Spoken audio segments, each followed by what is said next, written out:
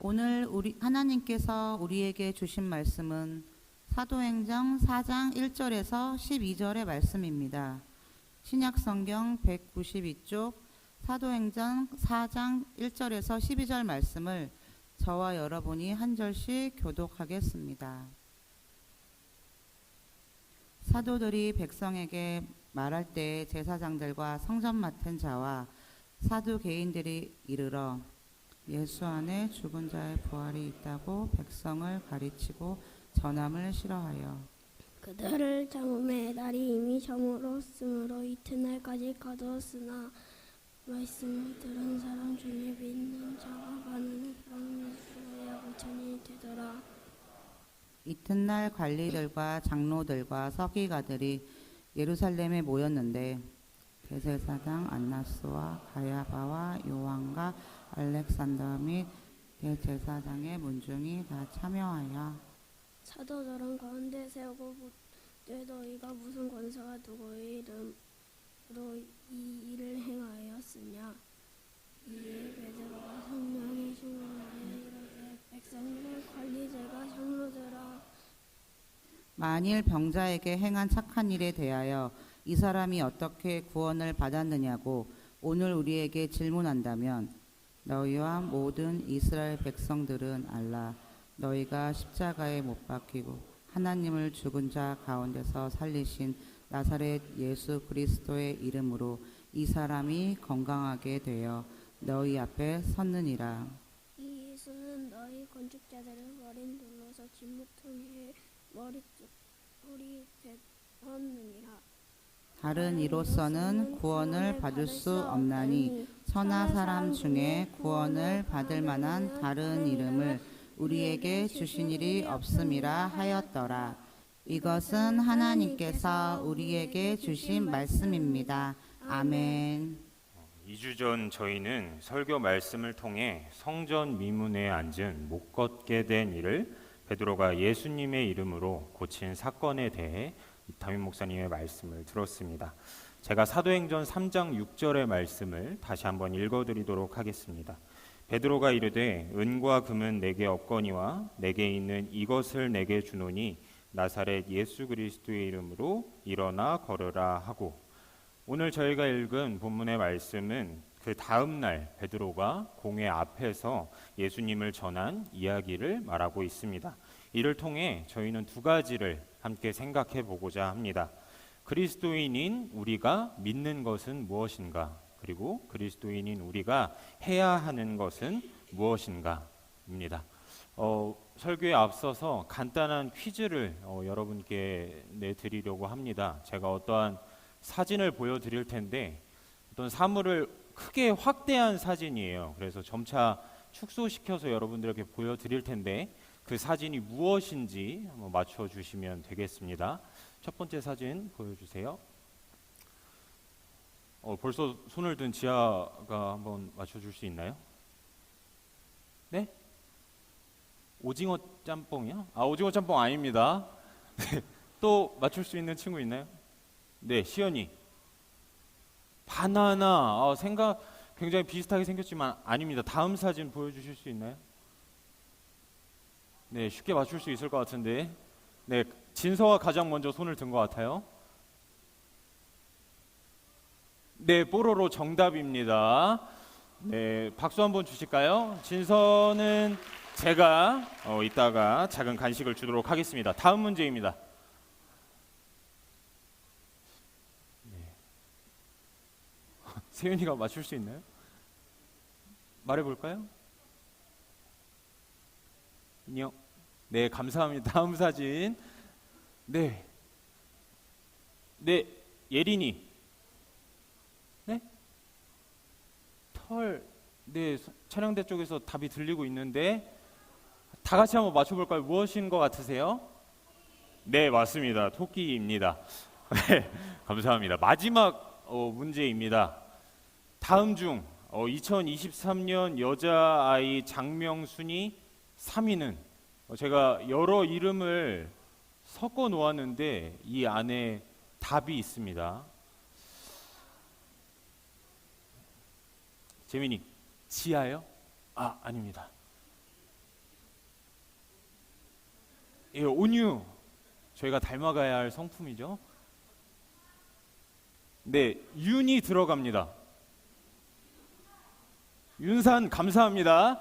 하지만 그 정도까지 보편성 있는 이름은 아니더라고요. 네. 예린이. 네, 정답 한번 보여주시면 아윤이었습니다. 네, 아윤이었습니다. 제가 감사합니다. 너무 성실하게 맞춰주셔서 제가 이러한 문제를 내어드린 이유는 저희가 확대한 사진을 보았을 때 저희는 보이는 것만 바라보게 되고 또 다른 동물과 헷갈릴 수도 있고 다른 사진과 헷갈릴 수도 있는 것 같습니다. 그리고 다른 누군가가 저희가 보여드린 그 사진이 토끼가 아니라 원숭이다라고 우길지라도 그 사진이 토끼임은 변하지 않습니다. 우리에게 변하지 않는 그 한 가지, 오늘 말씀에서는 구원을 받을 수 있는 이름은 오직 예수 그리스도의 이름이다라는 것을 이야기합니다. 세상은 우리에게 행복을 가져다 줄 수 있는 것에 다양한 이름들을 이야기합니다. 도덕적 선, 안락함, 안주함, 부와 명예, 성공 등이 있겠습니다. 제가 이야기한 이 이름들이 인생을 살아감에 있어서 저희에게 더욱 행복을 가져다 줄 수는 있겠지만 이 이름들이 저희를 구원하지는 못합니다. 오늘 본문에서 구원을 받을 수 있는 이름에 대해 저희에게 알려주고 있습니다. 사도행전 4장 12절의 말씀을 다시 한번 읽도록 하겠습니다. 다른 이로서는 구원을 받을 수 없나니 천하 사람 중에 구원을 받을 만한 다른 이름을 우리에게 주신 일이 없음이라 하였더라. 아멘. 말씀처럼 우리는 오직 예수로 구원을 받을 수 있고 하나님께서는 천하 사람 중에 구원을 받을 만한 다른 이름을 주신 일이 없음을 말씀하고 있습니다. 떨어지는 사과를 통해 만유인력의 법칙을 발견한 뉴턴의 이야기를 잠시 해드리려고 합니다. 그렇게 영리하고 유능했던 과학자인 뉴턴은 나이가 들어 치매에 걸리고 말았습니다. 그 많던 지식은 고사하고 누가 누구인지도 알아보지도 못하고 심지어 당신의 이름이 무엇입니까? 라는 질문에 대답하지도 못했다고 합니다. 그러자 한 사람이 뉴턴에게 이렇게 묻습니다. 대체 당신이 아는 것이 무엇입니까? 그러자 뉴턴이 이렇게 대답합니다. 예수님이 나의 구주라는 것을 압니다. 세상 지식을 다 잊어버리고 자기 자신의 이름조차 기억하지 못했던 뉴턴이었지만 뉴턴은 자신을 구원하신 구주가 오직 예수님임을 알고 믿고 고백했습니다. 사랑하는 성도 여러분, 어떠한 상황에 놓일지라도 나를 구원하실 수 있는 분은 오직 예수 그리스도라는 것, 그리고 그 예수 그리스도의 이름에 능력이 있다는 것을 잊지 마시기 바랍니다. 치매에 걸린 상황에도 예수가 나의 구주라고 고백했던 뉴턴, 우리도 삶 가운데에서 예수님의 증인으로서 당신을 구원하신 분이 예수님입니다. 나와 당신을 구원할 수 있는 이름은 오직 예수 그리스도의 이름입니다. 라고 성령의 권능으로 담대하고 당당하게 증언하며 고백하며 살아가시는 성도 여러분들이 되시길 간절히 소망합니다. 네, 앞서 윤산 전도사님께서는 오늘 우리가 읽은 사도행전 4장 1절부터 12절 말씀 중에 우리가 알아야 할 두 가지 중에 첫 번째를 말씀하셨습니다. 오늘 말씀을 통해서 우리가 지금 두 가지에 대해서 같이 나누어 보려고 합니다. 첫 번째는 전도사님께서 말씀하셨던 우리 그리스도인들이 믿어야 하는 거 한 가지를 말씀을 해주셨습니다. 우리 그리스도인들이 꼭 믿어야 되는 단 한 가지가 있다면 조금 전에 말씀해 주셨는데 그것이 무엇일까요?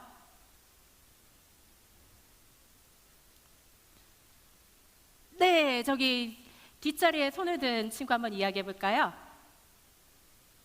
네? 예, 맞습니다. 박수 한번 할까요? 놀랍게도 우리 친구는 우리 교회에 온 지 얼마 안 된 새 친구입니다. 저 친구가 말했습니다. 우리가 믿어야 할 것 단 한 가지, 예수 그리스도, 예수 그리스도의 이름만이 우리를 구원할 것이다 있다라는 것을 오늘 말씀에 베드로의 말씀을 통하여서 우리가 알게 되었습니다.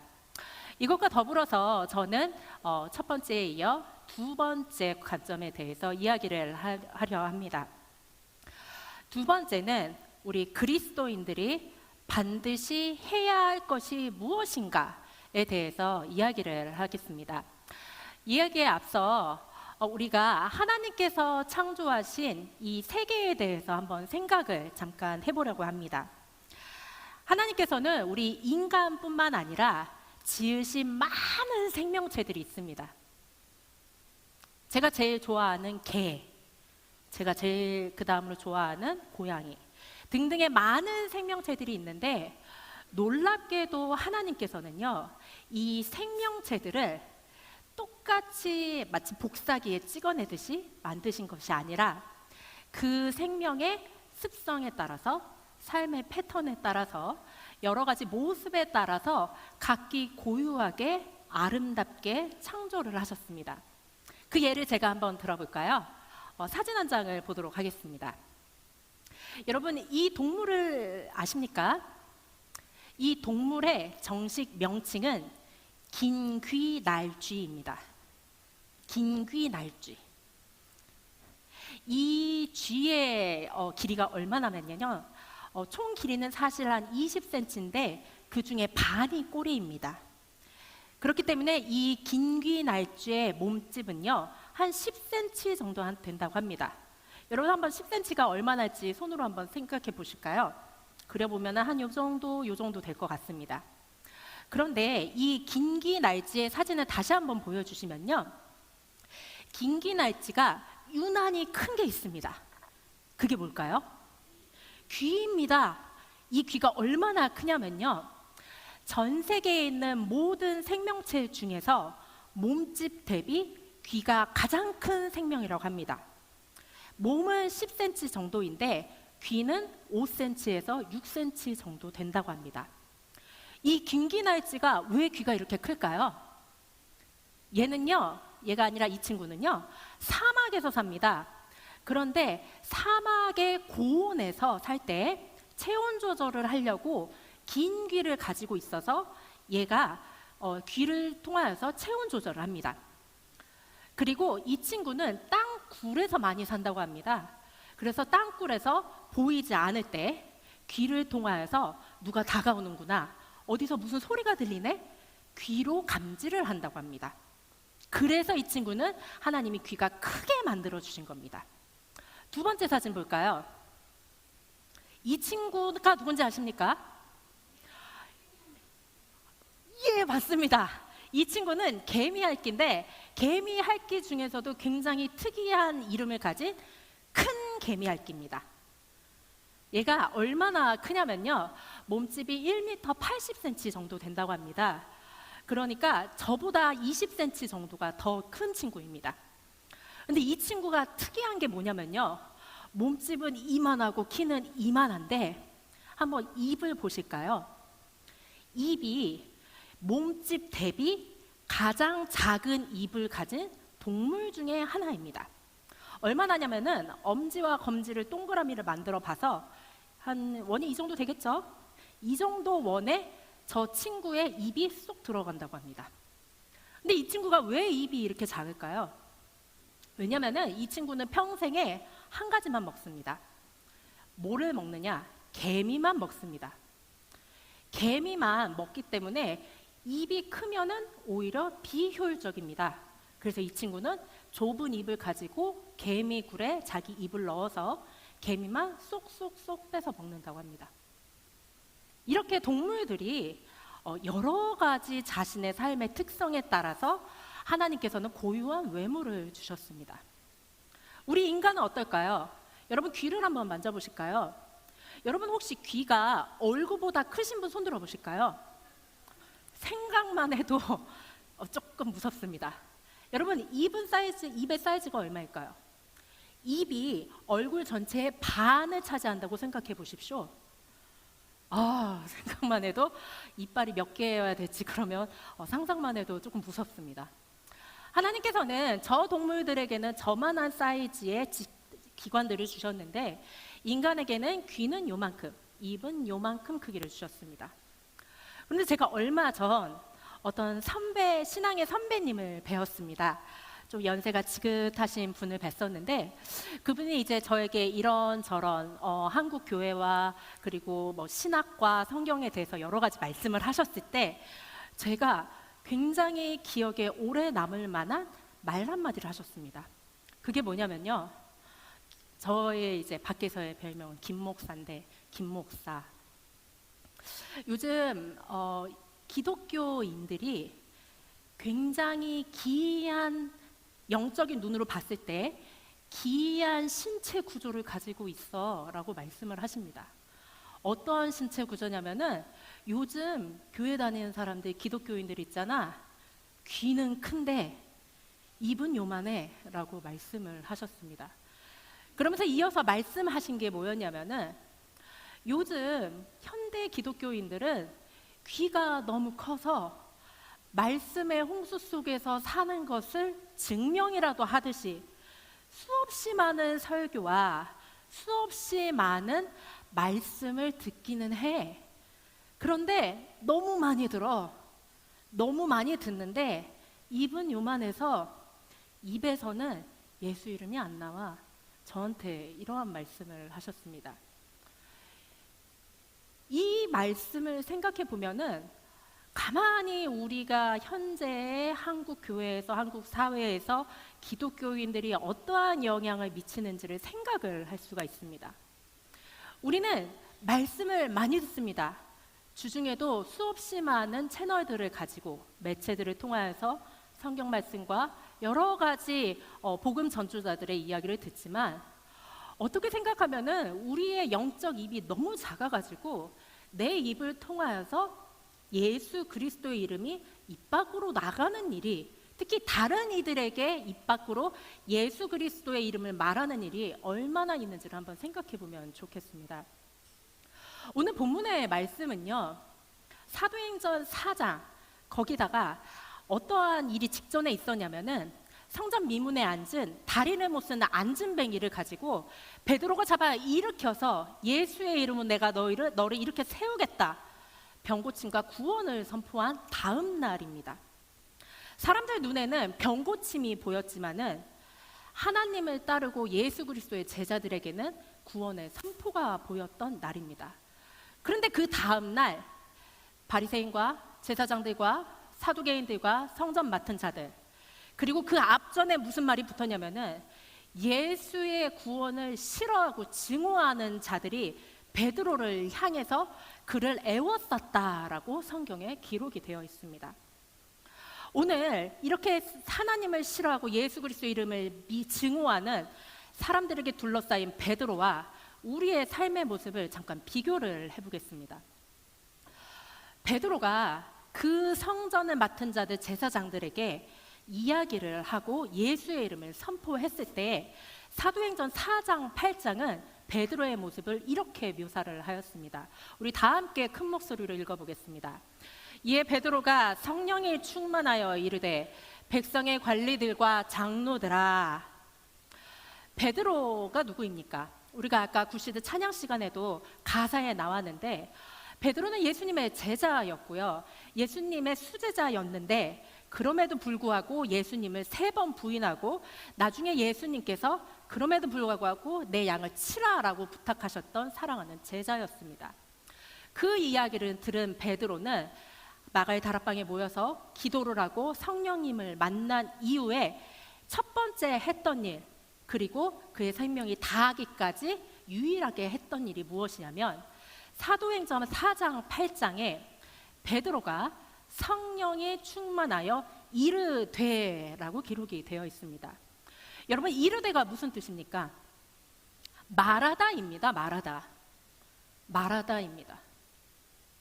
여러분, 그리스도인들이 해야 되는 일을 사도행전에서 한 가지만 선택하라. 사도행전은요, 주제가 한 가지입니다. 성령이 충만한 사람들이 세상에 어떠한 변화를 가져왔는가에 대한 답이 사도행전에 기록이 되어 있습니다.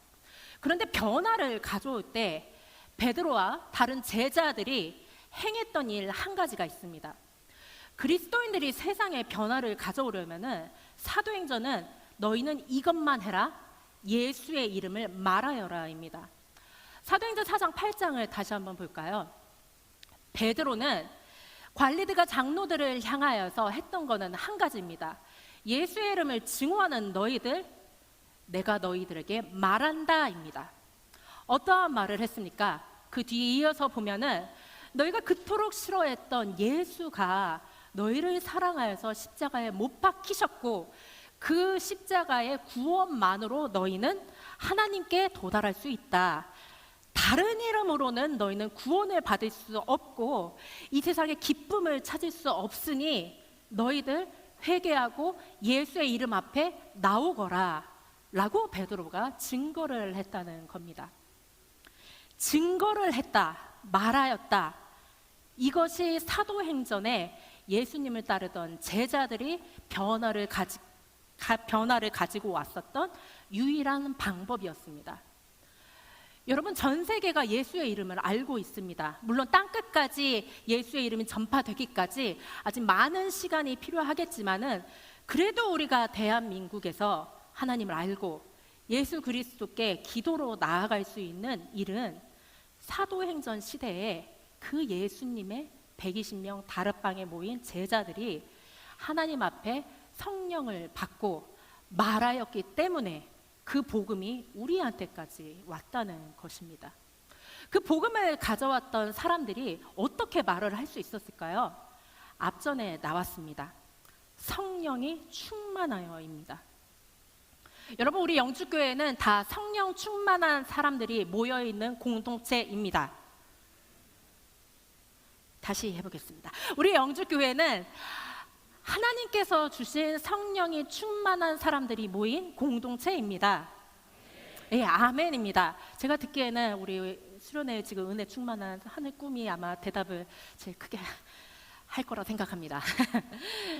우리는 성령님의 능력을 믿고요. 성령님이 우리에게 어떻게 역사하시는 것을 믿는 사람들입니다. 그런데 소금통에 소금이 자기들끼리만 뭉쳐 있으면 세상에 맛을 내지 못하듯이 우리 안에서만 큰 귀를 가지고 말씀을 듣고 작은 입을 가져서 이 말을 전하지 못한다면요, 우리는 세상 속에 영향력을 끼치지 못하는 소금통에 소금만 됩니다. 그런데 이것을 알매도 불구하고 우리가 사도행전을 읽음에도 불구하고 왜 전하지 못하는가? 이것에 대해서 우리가 마음 깊이 하나님 앞에 고백을 하길 원합니다. 제가 얼마 전에도 이야기를 했었던 것 같은데 한 초등학교에서 종교조사를 했는데 반 20명 학생들이 여기에 교회 다니는 사람 있나? 기독교인 있나? 손 들어보라고 했을 때 한 명이 손 들었습니다. 그런데 쉬는 시간에 그 한 명의 친구가 같이 와가지고 귓속말로 야, 나도 사실 교회 다녀. 말하지 못한다는 것입니다. 우리의 다음 세대가 예수의 이름을요, 교회에서는 얘기하는데 교회 밖에서는 하지 못한다는 겁니다. 우리가 직장 생활을 하는데 내가 그리스도임에도 불구하고 나 크리스천이요 고백을 하길 원합니다. 우리가 학교에서 베드로처럼 예수를 증오하거나 예수를 모르는 사람이 내 주위에 있어도 내가 주님 앞에 살아계신 하나님, 성령 충만하게 하신 하나님, 주님을 믿습니다 라고 기도 한번 하고 하나님의 이름을, 예수 그리스도의 구원을 외치기를 원합니다. 사도행전 4장 4절에 보면은 이러한 말씀이 있습니다. 베드로의 이 말씀을 들은 사람 중에 믿는 자가 많으니 남자의 수가 약 5천이나 되었더라. 여기서 이 말씀을 잘 보면요, 베드로의 말을 들은 사람 중에서 100% 이 설교, 성령 충만한 말씀을 들어도 100% 하나님을 영접하지 못했습니다. 그러나 이들 중에 믿는 자가 많았다라고 기록이 되어 있습니다. 우리가 하는 말 중에 어떠한 말들은 바람에 흩어져 없어지는 말들이 대부분이나 그 중에 어떠한 말은 씨앗처럼 날라와 사람의 마음에 심겨집니다.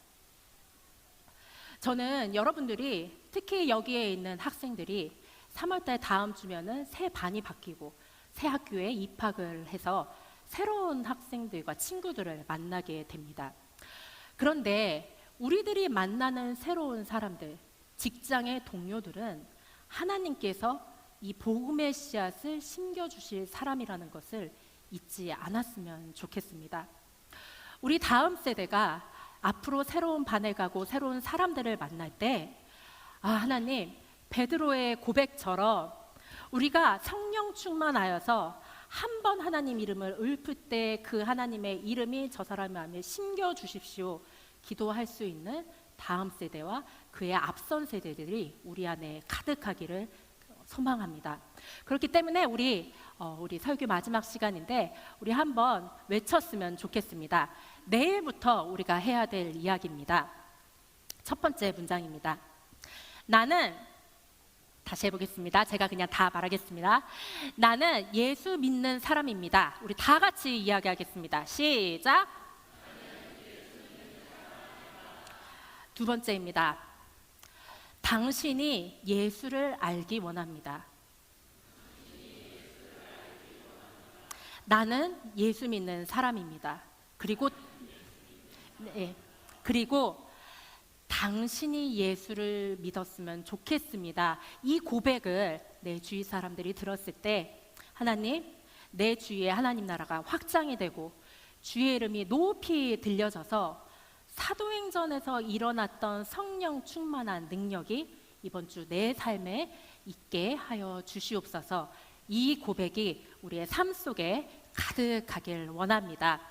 우리 예수의 이름을 기억하고 또 우리가 복음 전파를 다짐하면서 주님 앞에 다 함께 일어서서 찬양하겠습니다.